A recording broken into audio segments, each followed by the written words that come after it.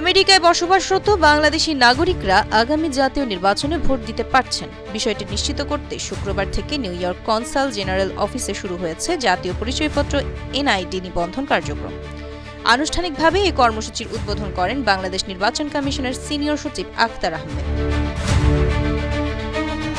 তিনি জানান, যাদের আগে এনআইডি আছে কিংবা যারা চলতি বছরের ৩১ অক্টোবরের মধ্যে এনআইডি নিবন্ধনের কাজ শেষ করবেন তারাই আগামী বছর অনুষ্ঠেয় জাতীয় নির্বাচনে ভোট দিতে পারবেন। দেশের অর্থনীতিতে গুরুত্বপূর্ণ ভূমিকা রাখলেও জাতীয় নির্বাচনে ভোট দিতে পারতেন না আমেরিকায় বাস করা প্রায় ১.৫ মিলিয়ন প্রবাসী।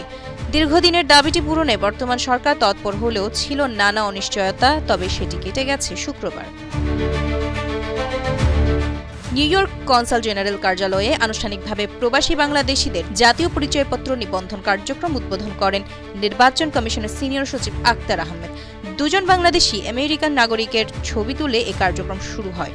অনুষ্ঠানে জানানো হয়, কনসাল জেনারেল অফিসের ওয়েবসাইট থেকে অনলাইনে রেজিস্ট্রেশন করার পর জন্ম নিবন্ধন অথবা পাসপোর্ট ব্যবহার করে নির্ধারিত সময়ে সশরীরে উপস্থিত হয়ে এনআইডির জন্য আবেদন করতে পারবেন যে কোনো বাংলাদেশি। আমেরিকা বাংলাদেশের ৪টি মিশনে সশরীরে গিয়ে এনআইডি নিবন্ধনের সুযোগ রয়েছে। তবে ভবিষ্যতে বাংলাদেশের পাসপোর্ট ডিপার্টমেন্টের সঙ্গে সমন্বয় করা গেলে সশরীরে না এসেও এনআইডি করার সুযোগ পাওয়া যাবে। ভোটের প্রক্রিয়া আমেরিকা থেকে নিবন্ধিত ভোটারদের কাছে মেইলের মাধ্যমে ব্যালট ও প্রার্থী তালিকা পাঠাবে নির্বাচন কমিশন।